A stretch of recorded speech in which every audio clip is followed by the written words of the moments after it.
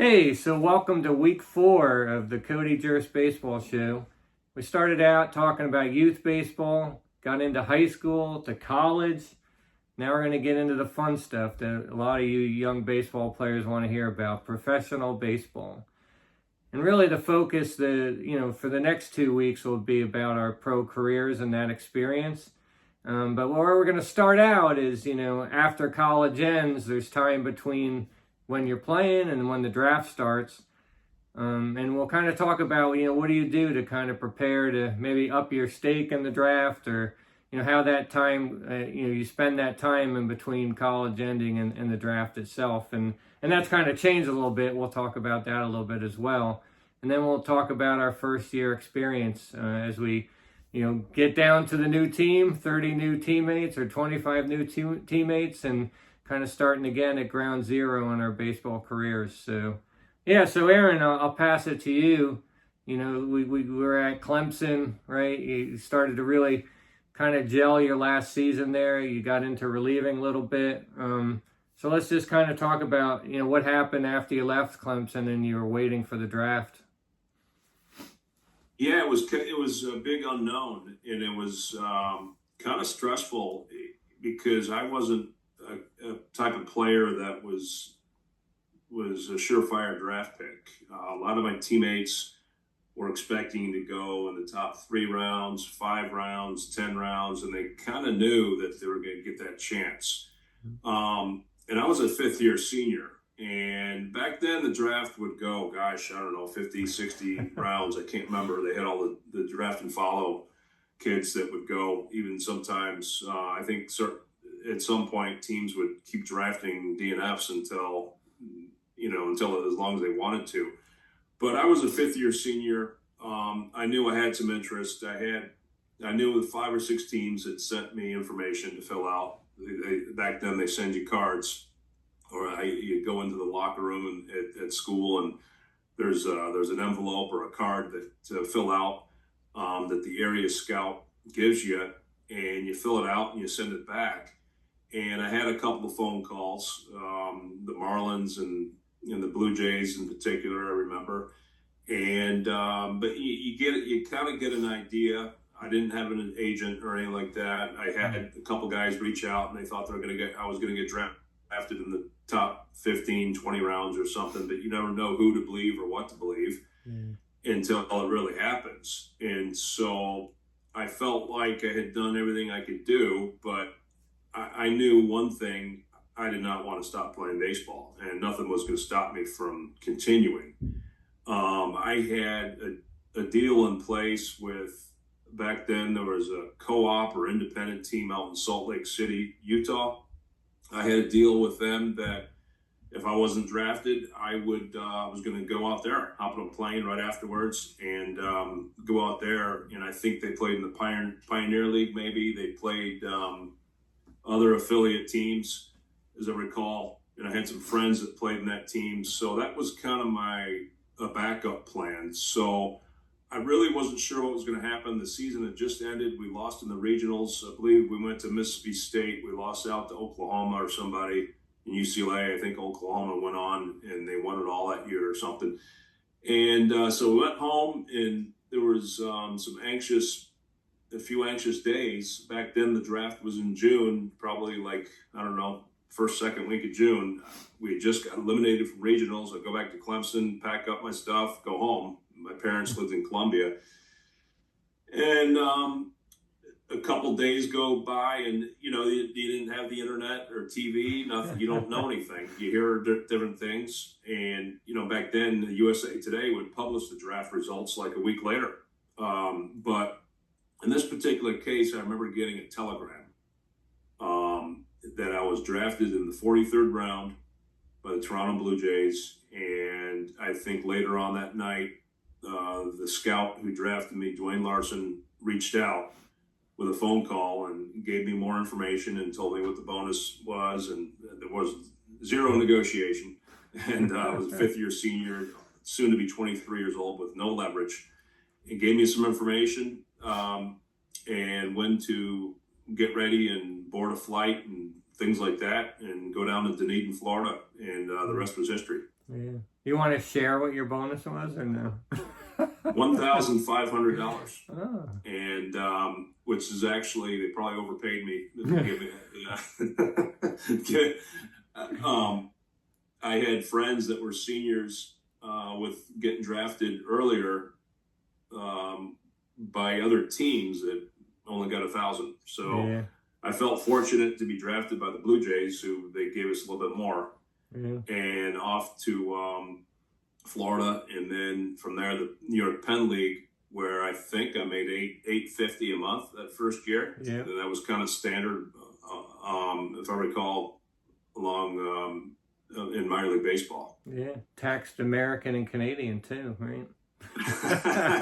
Yeah, that part didn't help. Yeah. Yeah, it's funny. A little bit different experience, right? I went to Columbia, more of a, we didn't make the regionals back then. Columbia, we've talked about a little bit, a lot better baseball today.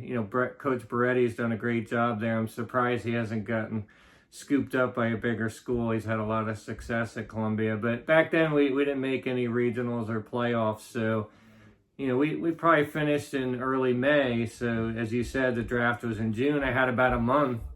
Obviously, same with you, a lot of interest, mainly Mets, Dodgers, I forget some of the other teams. I don't even know if I had talked to the Blue Jays at all, but, the scouts came around the games and talked to you. Like you said, you're not sure what was real and not, but had a good feeling I would go somewhere.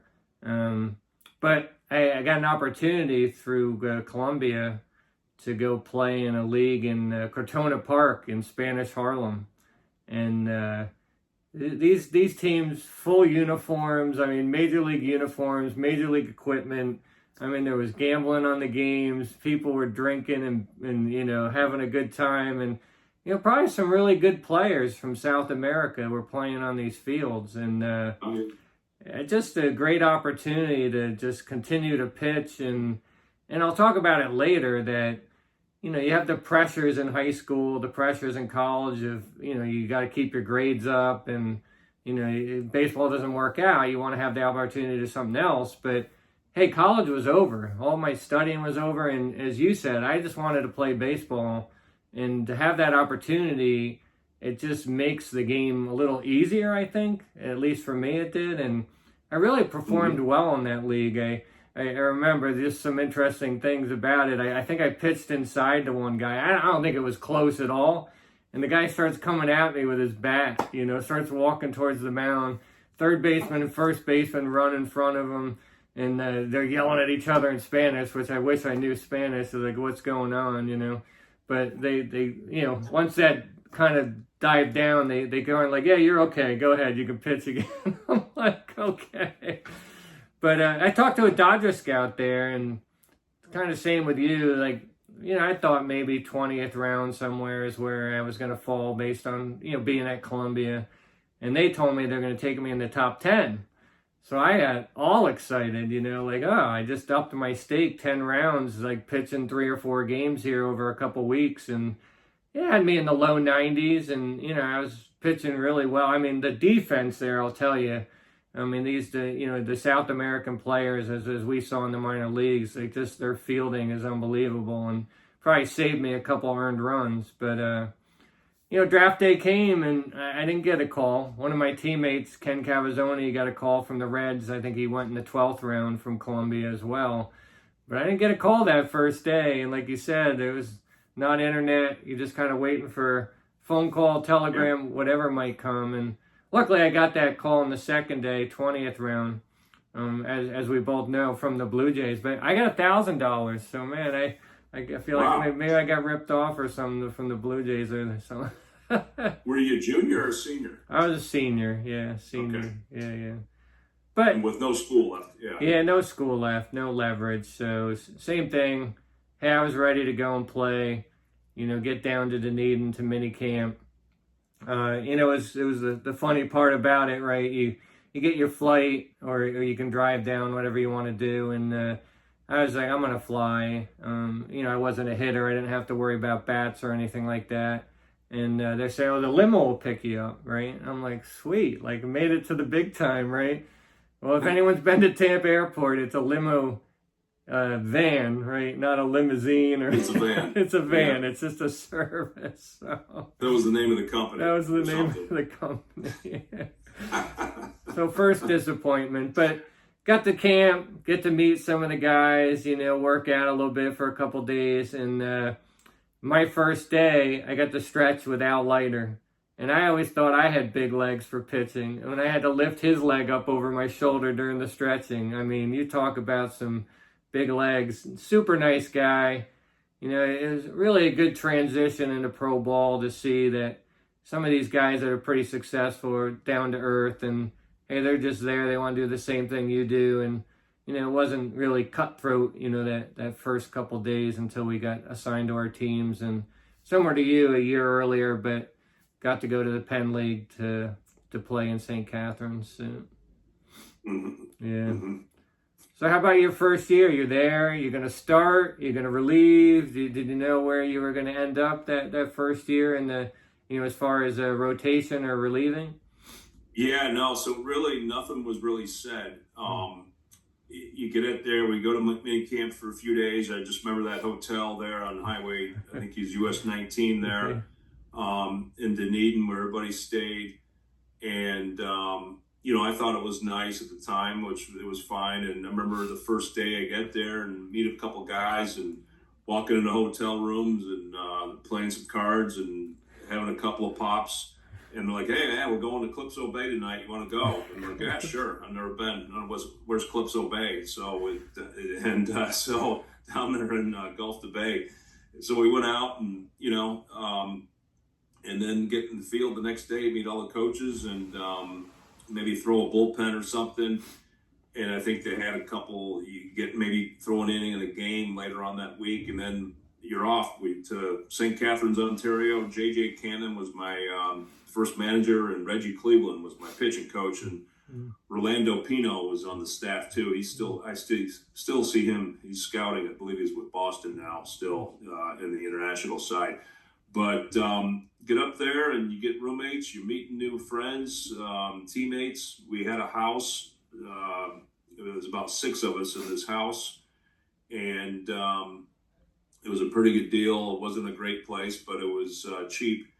And I'll never forget the first night, I wasn't really told what my role was, but we just, 43rd round pick for $1,500. You're not going to be thrown in the rotation or anything like that, I assumed. But I considered myself a reliever at that point. I loved pitching. I loved relieving. I loved coming to the ballpark every day, hoping, and I wanted to pitch every day. Really, my arm bounced back really well. But the big thing in pro ball was they didn't want you to pitch every day. They wanted you to pitch, every third day or something. And I didn't like that. I wanted to pitch like every other day at the least, or save situations. So anyways, I was happy though. The first night, I can't remember who our starter was, but they went 6 innings.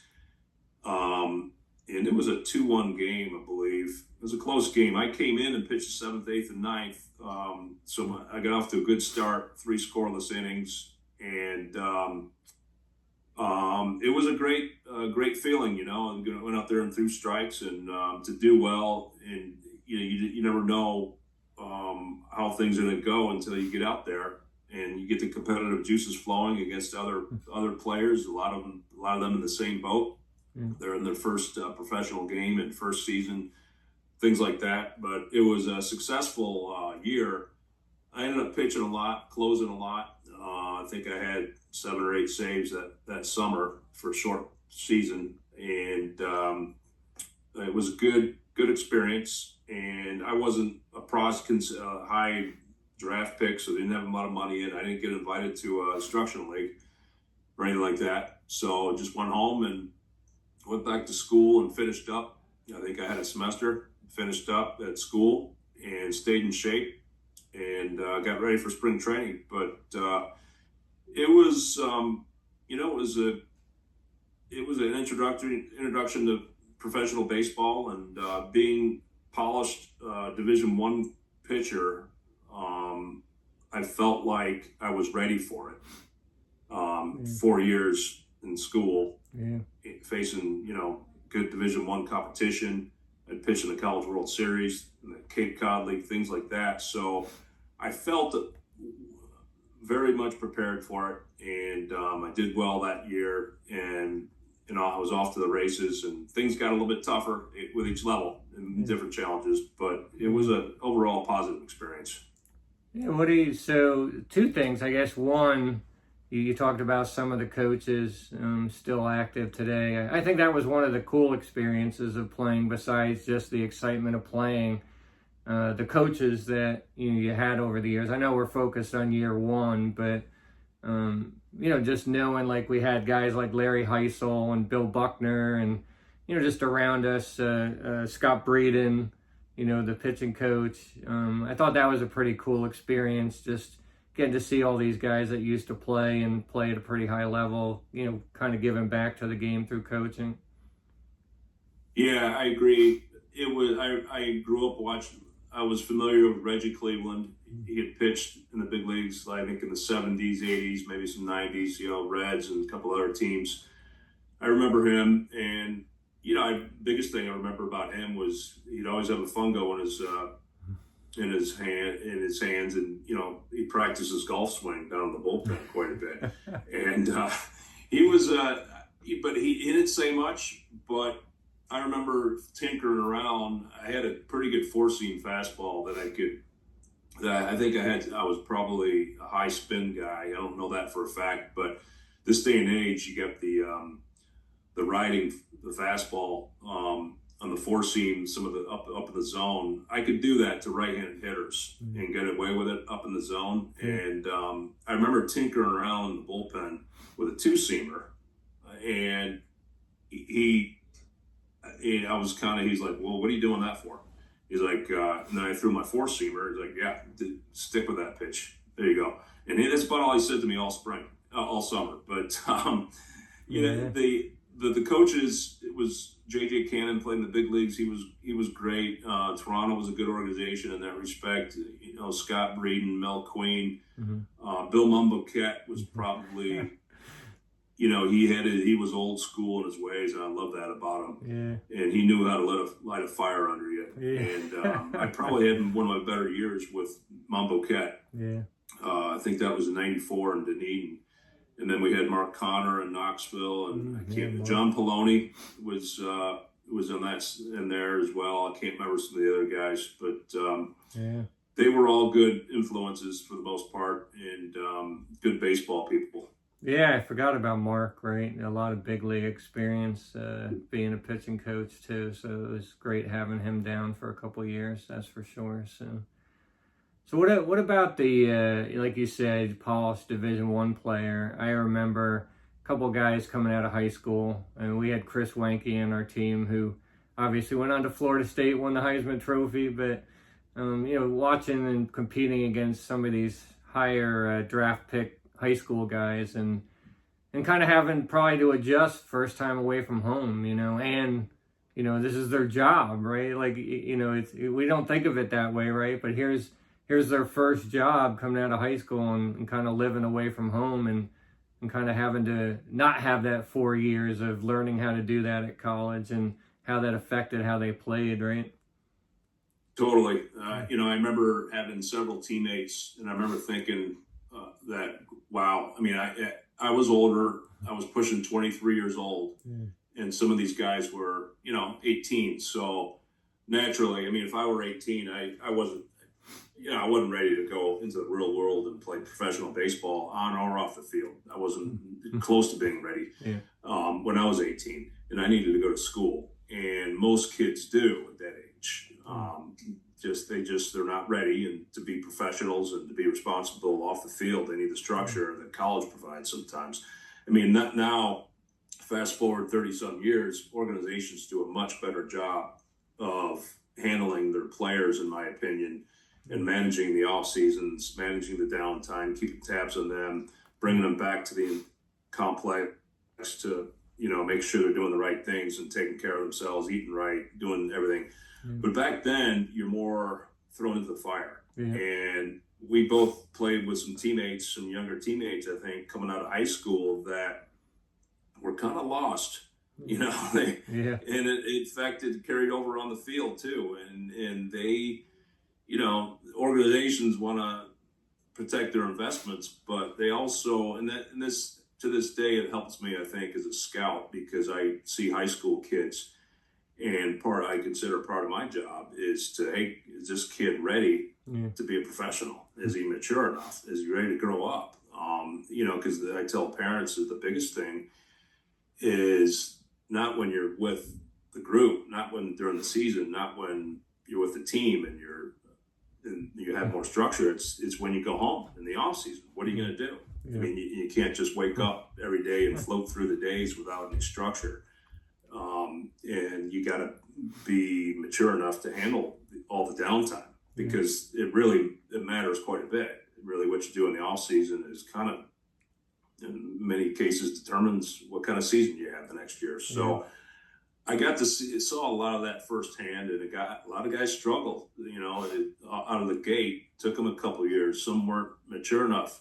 Some got into some bad habits off the field, things like that. Yeah. And it was interesting. But so I felt a step ahead of the game, and you know, from a talent perspective, you know, that I wasn't as talented, you know, but I was polished Division I guy, as you said. So I performed, but you know, fast forward a couple years later, 3 years later, some of those high school kids were the ones getting added to the 40-man roster. Yeah. And, you know, because Chris Carpenter, Roy Halladay, right? Yeah, those guys. Guys. They had all the ability. You know, Chris Carpenter he was a mature kid coming out of high school. He was ready for pro baseball, and he was fun to watch. Yeah. And he was fun. It was awesome to watch him compete. And then he just leapfrogged. He blew past everybody. Yeah. I remember the one year. Yeah. And so, but you know, a lot of kids. It took them a while. To figure some things out. But fast forward a couple years later, a lot of them blew past me, and they were the ones getting called up and leapfrogging people and going on the 40-man roster, things like that. So it was an interesting perspective to have. Yeah, it's funny. I talked about Vinny Hughes from NC State a couple episodes ago, and one of the teachers in his school district or locally, he knows him, is Rob Adkins. And so I think of Rob, you know, and like you said, maybe it's handled better today. But here's a kid out of high school, big kid, right? Just threw hard, you know. Hold on one second. You know, throwing 95 miles an hour. Not sure where it's going all the time, but I just remember, you know, and again, not to leap into the second year at all, but he was pitching in Myrtle Beach for us, and Scott Breeden was in town. And he wasn't pitching well, and he comes to the dugout, and like you said, this is a job, you know. They don't baby you, you know. And Breeden had, you know, he was the roving pitching instructor at the time, and he had come, and he's always like working with you. Like you talk about Reggie Cleveland, some of the local guys, they watch your bullpen, they give you a little bit, but hey, when Breeden came around, like it was like more serious, and hey, here's some things you need to change if you want to keep moving up. And I guess Rob wasn't doing them. And like I said, he had a terrible outing, and Breeden got in his face. And some of us older guys that were all college guys at the time were feeling bad for this kid. Like he's, like you said, 18 years old, first time away from home, probably got a pretty good amount of money because he threw hard. I think he was a decent high pick. And he starts crying, you know. I mean, nothing offensive to Rob if he sees this, but just saying, like, these high school guys, like, this isn't high school, this isn't college, like, this is pro ball, and they're paying you to play. They expect, you know, they drafted you, they expect a certain performance, and it wasn't happening. And he was like, hey, you got to wake up, or, you know, this is the end. Like, I don't care how much we paid you. Like, if you can't throw strikes, like, so, yeah, it's tough to watch that, you know, so. Yeah, the benefit we had was going to school is probably experiencing some failure. Yeah. You know, you get to, no matter what college you're at, you come into a freshman, and most of the time you're down the pole a ways, and you gotta fight for innings, and you got kids that are more experienced and better, depending on the situation. And so it's kind of a wake-up call there. Pro ball is more sink or swim. Yep. And you just, the best organizations will be patient and develop their young players. But back then, it was a different era as well. The bonuses weren't as high, and it wasn't, it was kind of a different situation where, you had to kind of get after it. Yeah. And if you had a bad year, well, man, it doesn't matter who you are. You might the next year in spring training, you're probably a release candidate.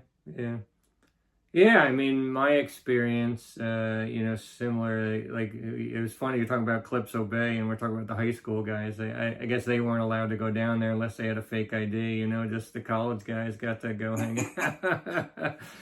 But yeah, spring training, I got assigned to St. Catharines. I got up there, and some of my good friends, Ben Weber that we talked about, Tim Lindsay, UCLA, my friend Dennis Gray, Long Beach State.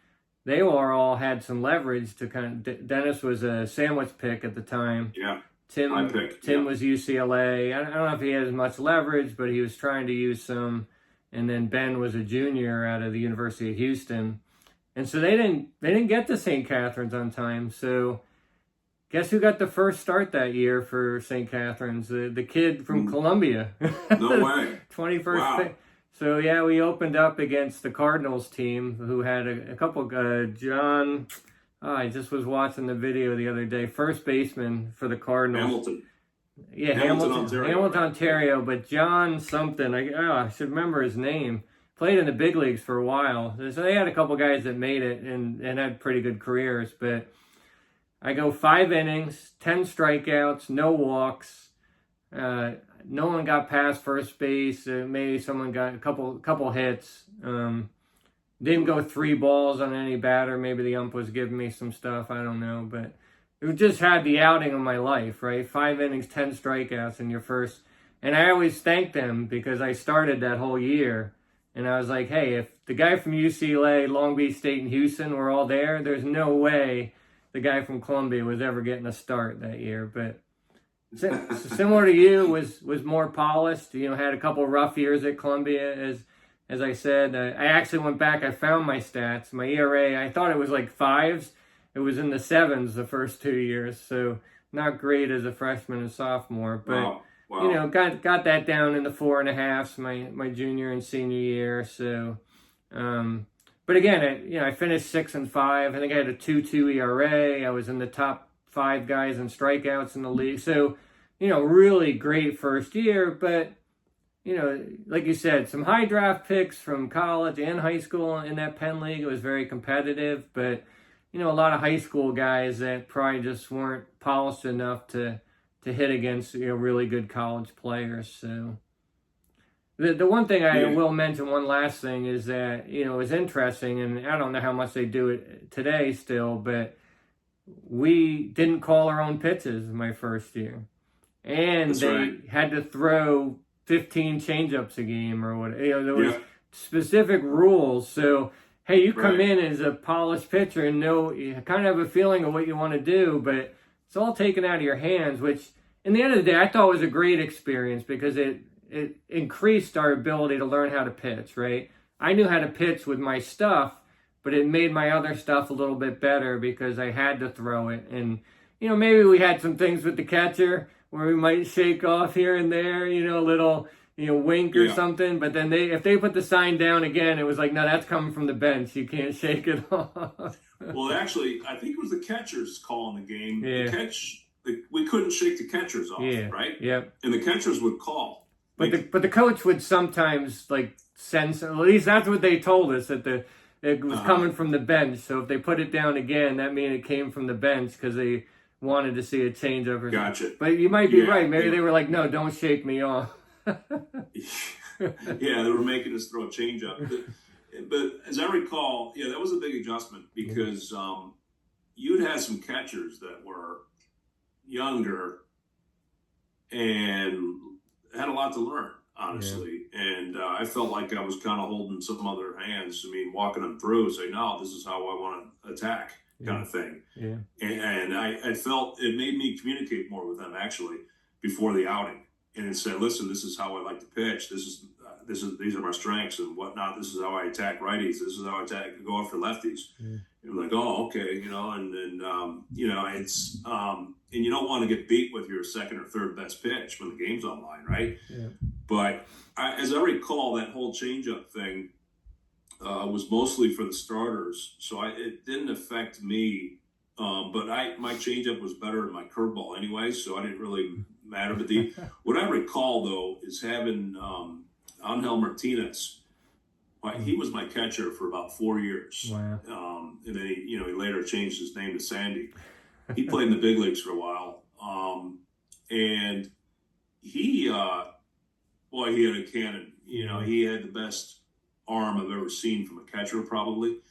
And or I played with, at least. Nobody would ever run. That was luxury. No. But my first year with him was a huge struggle. And then we had another Latin catcher from Venezuela, and the two of them, all they wanted to do were call curveballs, because I don't know what it was, but they couldn't hit a curveball or something. But the curveball, that's all I wanted to call.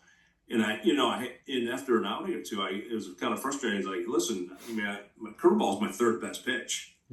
I mean, why? I don't want to be throwing this all the time. And so that part was, and then the language barrier. I mean, I didn't speak any Spanish at the time, and this is like their first or second year in the States. Yeah. And so there's a lot of challenges like that. And you're getting judged on your performance, and I don't want to go out and get beat by a third pitch and things like that. But it all worked out, and I thought we're all better off in the end for it, and getting to know each other and working with each other and figuring out those things. No, that's great, right? That communication. Memories. Yeah, communication with your catcher, right? It's starting over, right? You got your college catcher that he knows you in and out, but most likely he's not the guy catching you in pro ball. I mean, maybe in some rare cases that might work out, but and then like you said, some of the language barrier with some of the South American players. I mean, we had a couple good catchers, right? Carlos Delgado before he moved to first base. Yeah. So.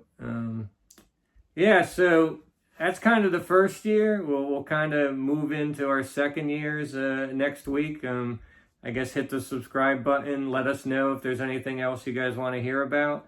We'll start getting into those later years. And then, again, as we go on, we can talk more about the modern game.